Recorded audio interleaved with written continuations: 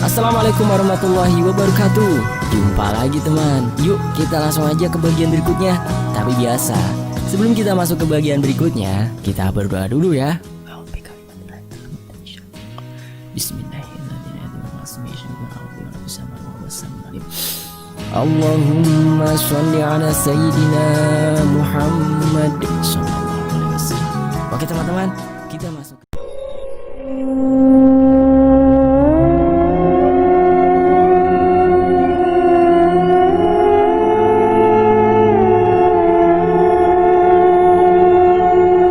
Angga menggeliat, lalu mengerang lirih, merasakan sakit yang teramat sangat di sekujur tubuhnya. Tulang belulangnya berasa remuk redam, memar lebam dan bekas luka-luka dengan darah yang mulai mengering, menghiasi seluruh badannya. Masih dengan tubuh terkapar di atas rerumputan, Angga mengerjapkan matanya, mencoba mengenali situasi di sekelilingnya. Hanya kegelapan yang ia temukan. Di sisinya menjulang tinggi bayangan hitam, sebuah tebing yang sangat curam, dengan batu karang yang mencuat di beberapa tempat. Bau busuk yang sangat menyengat menusuk hidung, membuatnya mual bukan kepala. Pelan-pelan pemuda itu kembali menggerakkan tubuhnya, mencoba untuk bangkit. Rasa sakit sebisa mungkin ditahannya. Setelah berhasil duduk, ia berusaha meringsut dan menyadarkan tubuhnya di tebing berbatu itu. Nafasnya tersengal, menahan rasa nyeri yang hebat di bahu kirinya. Sepertinya terkilir. Kepalanya pening bukan kepalang, akibat bau busuk yang menyengat yang entah dari mana asalnya. Sejenak pemuda itu menarik nafas panjang, lalu menghembuskannya kuat-kuat. Mencoba menenangkan dirinya. Tangannya meraba saku celananya, mencari sebungkus rokok dan korek api. Syukur, masih ada. Mungkin dengan menghisap asap bernikotin itu bisa sedikit menenangkan dirinya. Dikeluarkannya sebatang dari dalam bungkusnya, lalu dicepit di sela-sela bibirnya. Korek api ia nyalakan dan anjir! Pemuda itu sampai melemparkan korek apinya saking kagetnya. Bias cahaya yang keluar dari korek yang ia nyalakan menangkap pemandangan yang sangat mengerikan. Tulang belulang berserakan di tempat itu, tulang belulang manusia. Ada beberapa yang masih terbalut daging yang telah membusuk, dipenuhi belatung yang menggeliat-geliat menjijikkan. Dari situ rupanya sumber bau busuk yang sejak tadi diciumnya. Angga memijit keningnya yang terasa semakin terasa pusing. Tempat macam apa ini? Nerakakah? Apakah itu berarti ia telah mati? Atau ini hanya sebuah mimpi? Ia menjubit lengannya. Sakit. Berarti ini bukan mimpi. Kalau ini bukan mimpi, jangan-jangan. Angga meraba-raba mencari korek api yang tadi tak sengaja ia lempar. Ketemu. Juga sehelai sapu tangan di sakunya. Digunakannya sapu tangan itu untuk menutup hidungnya. Sedikit bisa mengurangi aroma busuk yang memualkan perut. Dengan berbekal penerangan dari korek api, ia bangkit dan berjalan tertatih-tatih. Satu tangan memegang korek dan tangan yang lain berpegangan pada sisi tebing untuk menopang berat tubuhnya. Rasa nyeri di bahunya tak dihiraukannya lagi. Bagaimanapun caranya ia harus segera meninggalkan tempat terkutuk ini. Beberapa kali kakinya tersangkut sulur semak dan tulang-tulang yang berserakan, membuatnya nyaris tersungkur. Beberapa kali juga ia menerjapkan mata dan menggeleng-gelengkan kepalanya, mencoba mengusir rasa pening di kepalanya. Kadang ia berhenti sejenak untuk mengatur nafas, juga mengusir kunang-kunang di matanya. Kesadarannya mulai sedikit melemah oleh rasa sakit, juga rasa takut yang ia rasakan. Tidak, ia tidak ingin pingsan di tempat terkutuk ini, apalagi sampai mati di sini. Bergidik, ia membayangkan tubuhnya menjadi santapan belatung seperti mayat-mayat yang ada di tempat itu. Membayangkan hal itu sedikit membangkitkan kesadarannya. Ia kembali melangkah, tertatih-tatih menyusuri tepi tebing. Semakin lama ia semakin mempercepat langkahnya, ingin segera terbebas dari tempat itu. Hal itu membuat kehati-hatiannya sedikit berkurang. Kakinya tersangkut sebuah tulang yang melintang. Tubuhnya limbung kehilangan keseimbangan. Refleks, tangannya mencoba meraih sulur semak-semak untuk berpegangan. Namun, sulur itu tak terlalu kuat untuk menahan berat tubuhnya. Sulur semak itu patah. membuat tubuh gempal itu melayang dan terhempas ke depan. Tap! Beberapa senti sebelum tubuh Angga mencium tanah, sepasang tangan berjari lentik menahannya. Selamat, Angga bersyukur, meski ia tak tahu tangan siapa yang menahan tubuhnya. Dengan sisa-sisa kesadarannya, ia hanya menangkap bayangan wajah samar-samar dengan rambut panjang sebelum akhirnya pemuda itu benar-benar kehilangan kesadarannya. Ia pingsan. Dan kita kembali ke Mbah Atmo saat menceritakan masa lalu kelam Permadi. Bayi itu adalah kamu, Nak Permadi. Apa? Jadi? Ya, suka atau tidak, kamu adalah anak kandung dari Mbah Atmo, Atmo Suwiryo. Orang yang mungkin selama ini paling kamu benci itu adalah ayah kandungmu. Orang yang mengukir jiwa ragamu. Mbah Mo mengakhiri ceritanya. Permadi tertegun, wajahnya menegang, gigi-giginya bergemelatuk menahan emosi. Tangannya mengepal dengan urat-urat yang menonjol di lengannya. Jadi begitu ya, geram ucapan Permadi. Dia yang mengukir jiwa ragaku, dan dia juga yang menghabisi nyawa ibu kandungku. Begitulah kenyataannya, Nak, Mbah Mo berkata pelan. Mbok Darmi, perempuan yang selama ini kamu anggap sebagai ibu itu, kepadanya lah dulu waktu kamu masih bayi aku titipkan. Setelah kamu berumur 5 tahunan, atas permintaanku, ia pindah dari desanya ke desa Patrolan. Sampai kamu besar, menikah dan punya anak. Sejenak suasana menjadi hening. Keempat orang itu saling terdiam, menunggu reaksi dari Permadi. Suara binatang malam terdengar jelas.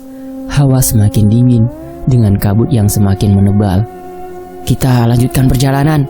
Hanya itu kata-kata yang keluar dari mulut Permadi. Lalu melangkah diikuti oleh ketiga orang lainnya. Berbagai pertanyaan menggelayut di benak ketiganya, mencoba menerka-nerka apa yang ada di pikiran Permadi saat itu. Bagaimana ini, Mbah? Bisik Mas Parto sambil berjalan di samping Mbah Mo. Biarkan saja dulu. Sepertinya dia sangat terguncang. Kita ikuti saja kemana ia akan berjalan. Aku yakin kalau dulu Nyi Asi yang menolongnya, maka kali ini juga ia akan menuntunnya untuk menyelesaikan masalah ini. Mbah Mo juga berbisik. Di mana kau kuburkan jasad ibuku, Mbah? Permadi bertanya tanpa menghentikan langkahnya, bahkan tanpa menoleh sama sekali. Di bawah pohon randu alas besar, di dekat jurang bangkai sana, jawab Mbah Mo.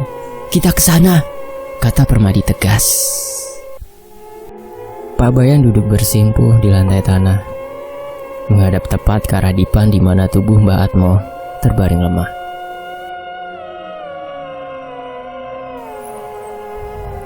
Ya, ini part 16 ya teman-teman ya. Part Angga dan perempuan penghuni jurang bangkai. Oke, lanjut. Asap dupa yang dinyalakan tepat di bawah dipan itu mengepul memenuhi ruangan, menyesakkan nafas tua Pak Bayan. Laki-laki itu mendesah. Perasaannya gelisah. Hatinya dipenuhi dengan pertentangan antara kewajibannya sebagai seorang bayan yang harus menjaga dan menyelamatkan desa beserta segenap warganya, dengan kewajibannya sebagai seorang anak yang harus berbakti kepada orang tua. Dihilangnya nafas panjang, mencoba mengurangi beban di hatinya. Keris yang diberikan oleh Mbah Mo sore tadi dipeluknya erat-erat. Ingat, begitu tiba waktunya, tusukkan keris ini tepat di jantungnya. Demikian pesan Mbah Mo. Angga membuka matanya lalu memperhatikan keadaan di sekelilingnya. Syukurlah, sudah tak ada lagi tumpukan tulang belulang yang berserakan dan bau busuk yang memualkan perut. Sepertinya ia berada di dalam sebuah ruangan. Ruangan sempit yang sangat sederhana, dengan bilik terbuat dari kulit kayu yang disusun sedemikian rupa, membentuk sebuah dinding. Ia sendiri terbaring di atas tumpukan jerami kering di sudut ruangan. Di sudut lain, ada sebuah tungku dengan kayu bakar yang menyala menerangi ruangan itu. Angga berusaha bangkit. Saat itulah ia sadar, tubuhnya nyaris telanjang. Jaket dan celana jeans yang tadi ia kenakan entah kemana. Hanya menyisakan celana pendek yang membungkus tubuh bagian bawahnya. Kaos singletnya juga telah berubah fungsi menjadi semacam perban, melilit bahu kirinya yang cedera. Dicobanya menggerakkan bahunya itu, rasa sakitnya sudah banyak berkurang. Ada sesuatu yang menempel di setiap luka lecet dan lebam di tubuhnya, entah obat atau apa. Yang jelas Angga tak lagi merasakan perih sama sekali. Angga berniat untuk berdiri saat sesosok perempuan muncul di ambang pintu. "Jangan banyak bergerak dulu. Luka-lukamu belum sembuh benar." Angga terperanjat kaget. Penampilan perempuan itu sedikit menyeramkan. Rambut panjangnya cak-cakan. Sebagian tergerai menutupi wajahnya. Pakaian yang dikenakannya kumal dan telah robek di beberapa bagian, memperlihatkan sebagian tubuhnya yang seharusnya tertutup. "Makanlah." Perempuan itu meletakkan beberapa buah-buahan hutan di depan Angga yang masih bengong. Si perempuan lalu duduk di depan tungku, lalu memasukkan beberapa potong ubi yang dibawanya ke dalam bara api. Wajah wanita itu nampak sedikit lebih jelas kini. Setelah mendapatkan penerangan dari kobaran api, ternyata belum terlalu tua. Mungkin hanya beberapa tahun lebih tua darinya dan tak terlalu buruk juga. Bahkan terkesan sedikit cantik. Andai ia memperbaiki sedikit penampilannya, hidungnya mancung dengan bibir mungil dan mata sedikit lebar dihiasi bulu mata yang lentik. Angga tersenyum kecil, mengingat tadi ia hampir mengira bahwa perempuan itu adalah seorang nenek sihir. Alih-alih memakan buah-buahan yang tadi diberikan oleh perempuan itu, Angga justru melangkah mendekati perempuan itu dan duduk di sampingnya. "Boleh saya duduk di sini? Udaranya sangat dingin," kata Angga. Perempuan itu hanya mendehem, lalu bangkit dan berjalan keluar ruangan. Sekejap kemudian ia kembali membawa pakaian milik Angga. "Pakailah." Perempuan itu melemparkan pakaian yang dibawanya ke arah Angga. Sedikit tidak sopan, tapi Angga memakluminya. Perempuan itu tinggal di hutan, jadi kesopanan mungkin tidak dikenal di sini. "Kaukah yang tadi menolongku?" tanya Angga setelah selesai mengenakan pakaiannya. Kembali perempuan itu hanya menggumam sambil membolak-balik ubi yang dibakarnya. "Terima kasih," ucap Angga lagi. "Namaku Angga, siapa namamu?" Sejenak perempuan itu menghentikan kesibukannya, lalu menatap Angga dengan tajam. Angga terperangah. Semakin jelas ia melihat wajah perempuan itu benar-benar cantik. Kecantikannya yang alami tanpa polesan apapun. Sayang, tak ada senyum di wajah itu. "Nengsi," jawab perempuan itu singkat. "Nengsi?" Angga memulai ucapan perempuan itu. "Nama yang bagus. Kamu tinggal sendirian di sini atau?" Ucapan Angga terhenti saat perempuan itu kembali menatapnya. Sepertinya ia tak suka dengan orang yang banyak bicara. Maaf, bukan maksudku." "Makanlah." Lagi-lagi hanya ucapan pendek yang keluar dari bibir mungil perempuan itu. Sambil melemparkan sepotong ubi bakar yang telah matang ke depan Angga, ia sendiri segera membersihkan ubi bakar yang dipegangnya, meniup-niupnya sebentar, lalu memakannya dengan sangat lahap. Angga kembali tersenyum melihat cara makan perempuan itu. Benar-benar rakus, seperti orang yang telah berhari tak makan. Sambil membersihkan ubi bakar miliknya, Angga kembali memperhatikan perempuan di depannya itu. Entah kenapa, pemuda yang biasanya sedikit cuek dengan wanita itu sangat mengagumi perempuan bernama Nengsi itu. Merasa diperhatikan, kembali Nengsi menatap ke arah Angga dengan mata bulatnya. Angga segera mengalihkan pandangannya dan berpura-pura menikmati ubi bakar miliknya. Beberapa saat mereka saling terdiam sambil menikmati makan malam sederhana mereka sampai makanan mereka habis dan perempuan itu merebahkan tubuhnya di atas tumpukan jerami tempat Angga terbaring tadi. Tak ada percakapan lagi. Hanya dalam hitungan menit, perempuan itu telah terlelap dalam mimpinya. Sedang Angga masih duduk di depan tungku. Tak tahu apa yang akan dilakukan. Hendak tidur, hanya ada satu tumpukan jerami tempat tidur di ruangan itu. Selebihnya hanya lantai tanah yang dingin. Akhirnya ia hanya bisa duduk terkantuk-kantuk bersandar pada dinding pondok itu sambil sesekali menepuk nyamuk-nyamuk hutan yang hinggap di kulitnya. Suasana malam yang sunyi membuat Angga teringat kembali dengan kejadian yang baru saja dialaminya. Beruntung ia selamat, meski ia masih terjebak di hutan ini bersama perempuan cantik. Namun sedikit aneh itu, bagaimana nasibnya esok hari?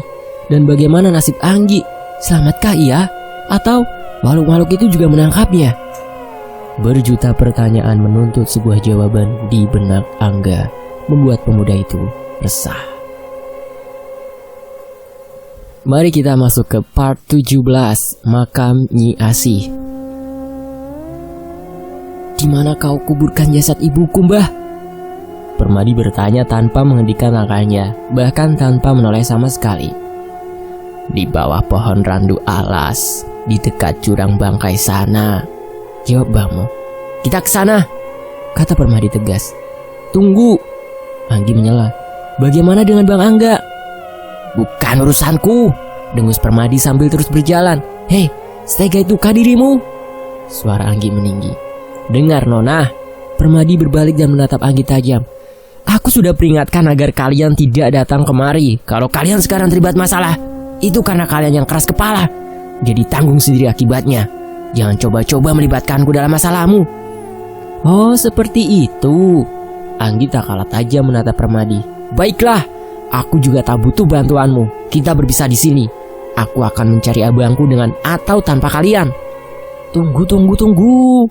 Mas Parto menyambar tangan Anggi yang sudah bersiap untuk beranjak pergi. Tahan emosi kalian. Kita bisa bicarakan baik-baik masalah ini. Tidak, Mas. Anggi mencoba melepaskan tangannya dari pegangan Mas Parto. Aku sudah muak dengan laki-laki sombong yang tak berperasaan itu. Aku juga muak dengan gadis cengeng yang sok kuat sepertimu. Permadi tak mau kalah. Begini saja. Bahma mencoba menengahi pertikaian itu. Nah Anggi, lebih baik kamu memang tetap bersama kami. Hutan ini berbahaya. Jangan sampai kamu nanti justru menjadi korban. Soal abangmu, aku yakin selamat atau tidak, dia pasti berada tak jauh dari jurang bangkai itu. Dan kau Permadi, bersikaplah sedikit lembut kepada seorang perempuan. Anggi terdiam. Permadi mendengus. Rombongan itu melanjutkan perjalanan dalam diam. Oh iya Mbah, Mas Parto mencoba memecah kesunyian. Bagaimana sih Mbah begitu yakin kalau sosok putih itu adalah Nyi Asih? Sebenarnya aku juga tak begitu yakin, jawab Bamo. Namun belakangan ini beberapa kali Nyi Asih menemuiku. Kadang dalam mimpi, kadang juga melalui bisikan-bisikan yang kuterima saat menyepi. Apa yang disampaikan beliau Mbah? Tanya Mas Parto lagi. Intinya, yang dia hanya ingin bertemu dengan anaknya yang dulu dititipkan padaku. Bahmo melirik sekilas kepada Permadi, dan juga ia menyesali segala perbuatannya yang terdahulu. Menyesali? Perbuatan apa yang ia sesali Mbah? Bukankah beliau orang baik-baik yang justru menjadi korban fitnah Mbak Atmo? Mas Parto sepertinya semakin penasaran. Ternyata banyak misteri yang tersimpan di balik sejarah desa Patrolan. Yang baik tak selamanya baik, Nak. Demikian juga sebaliknya. Kembali Mbak Atmo menyulut rokok tinggunya. Dendam dan sakit hati bisa merubah sifat seseorang.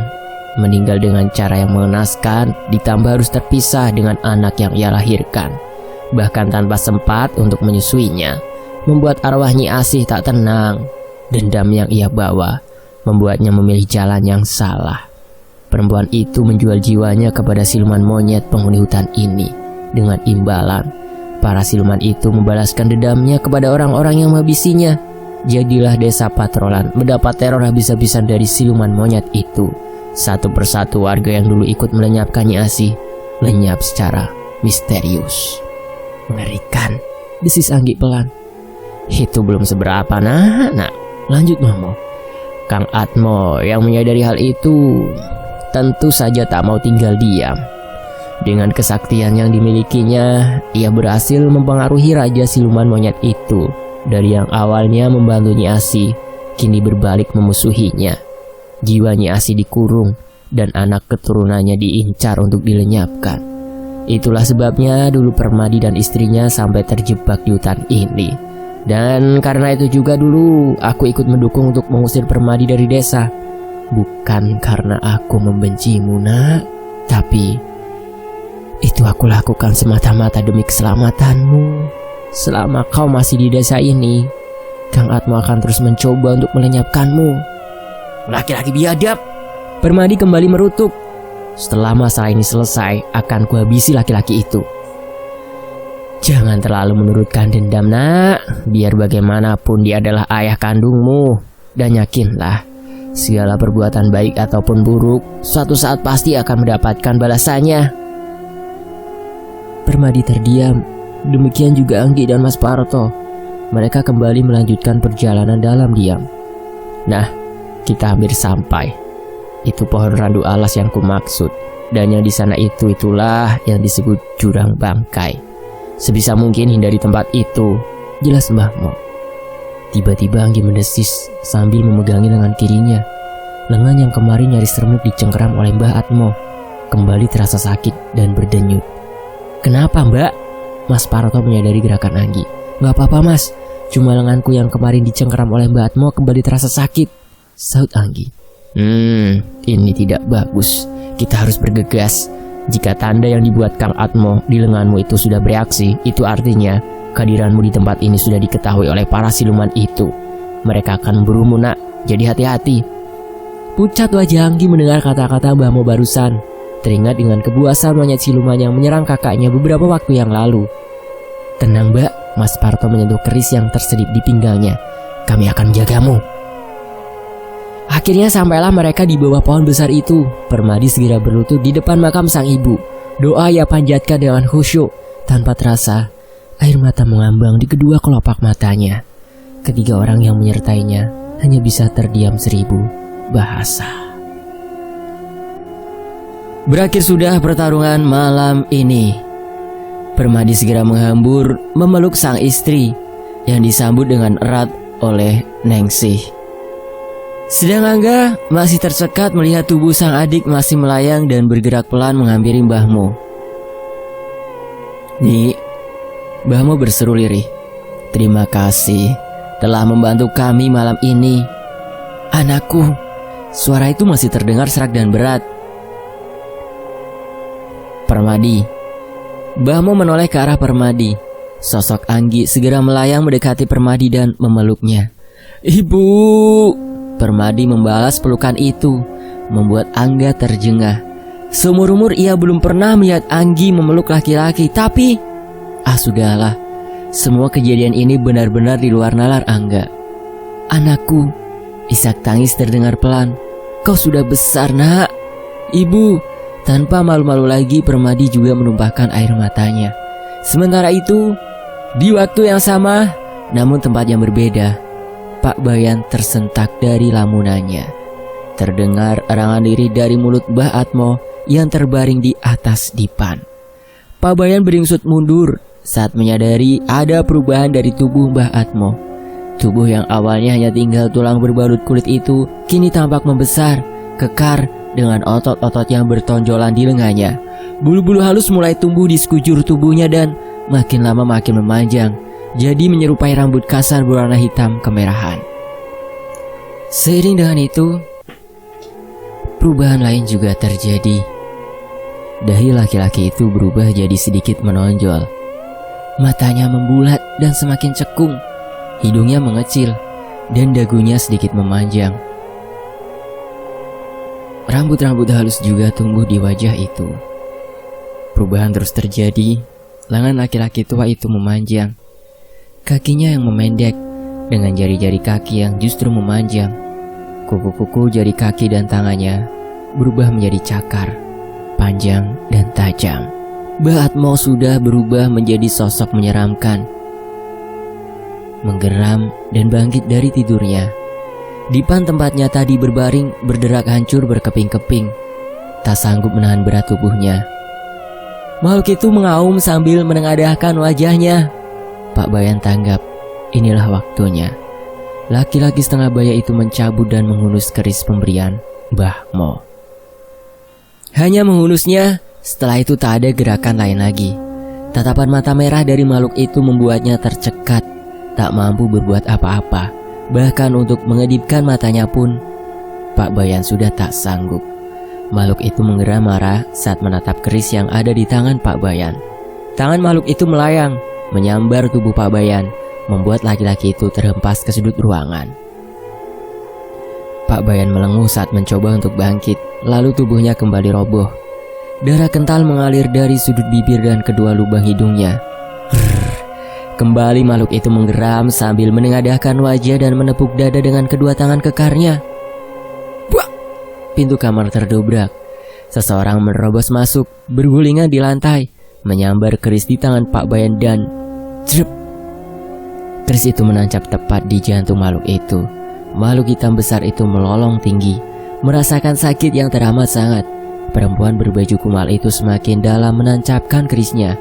Makhluk itu semakin melolong, lengannya berserabutan kian kemari, menyambar tubuh perempuan yang menusuknya, lalu melemparnya ke sudut ruangan, jatuh menimpa tubuh Pak Bayan yang sudah pingsan duluan. Makhluk itu terhuyung ke depan, lalu ambruk dan tak bergerak lagi.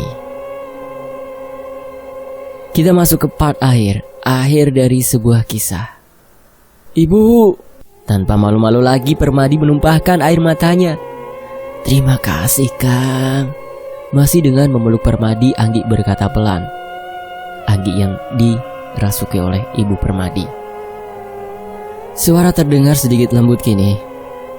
Kau telah menepati janjimu untuk merawat dan membesarkan anakku.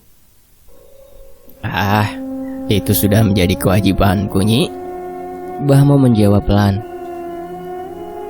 Kau memberinya nama Permadi?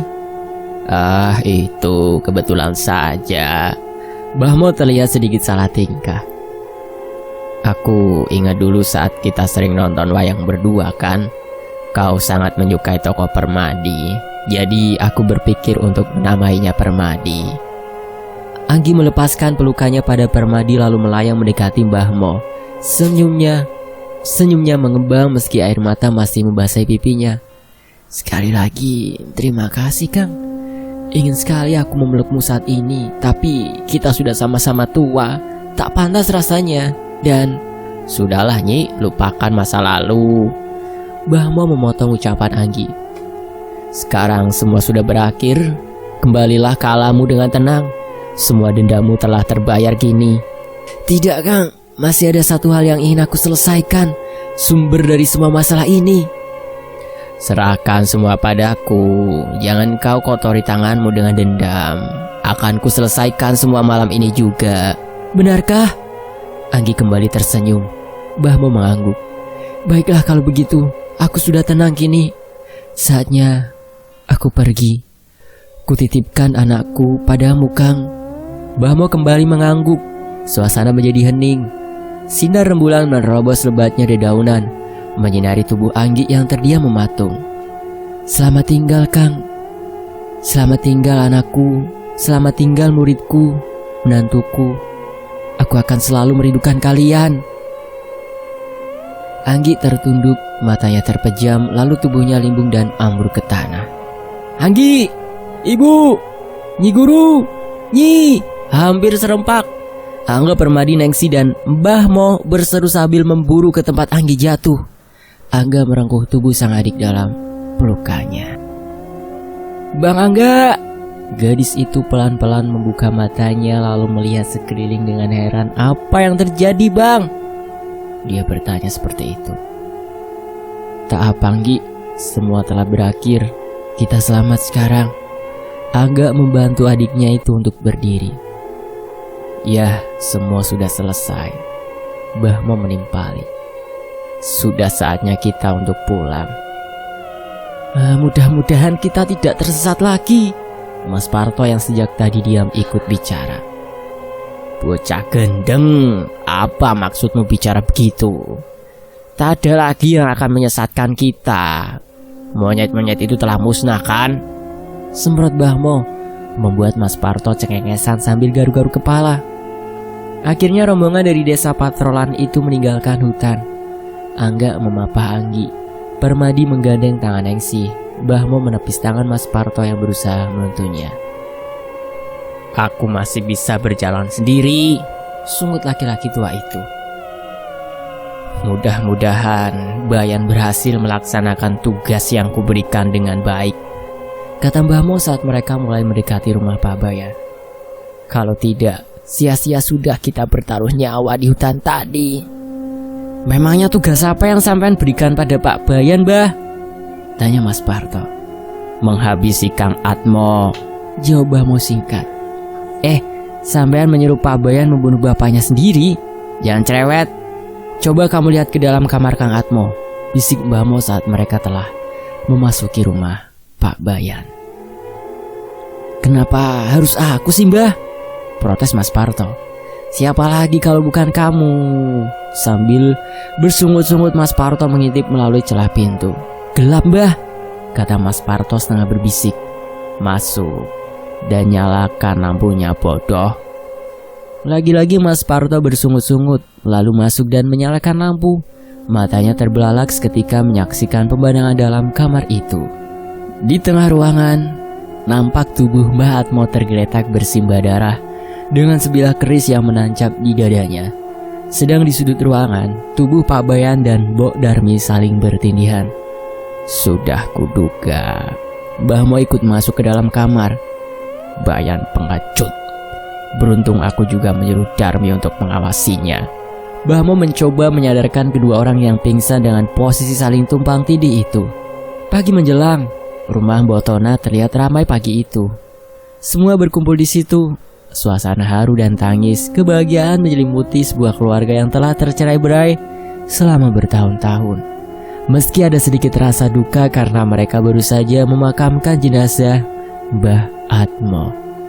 Masa-masa kelam dari desa terpencil itu telah berhasil mereka akhiri. Saatnya untuk memulai sejarah baru, membangun desa yang telah hancur itu. Sampai di sini saja petualangan kita, Bang, tanya Anggi kepada kakaknya. Ya, kecuali kamu masih merindukan monyet penghuni hutan itu, jawab Angga. Abang nih, Anggi cemberut. Tapi yang jelas suatu saat aku akan merindukan desa ini, dan aku harap suatu saat juga aku akan kembali mengunjungi desa ini. Angga tersenyum kecut. Gadis keras kepala ini gak ada kapok-kapoknya dia. Tamat. Terima kasih ya buat teman-teman yang udah setia sampai sejauh ini menyimak kisah-kisah dari channel ini. Apresiasi setinggi-tingginya buat Mas Indra Gunawan. Dan saya pamit undur diri. Wassalamualaikum warahmatullahi wabarakatuh. Tetap di Fakta Sejarah.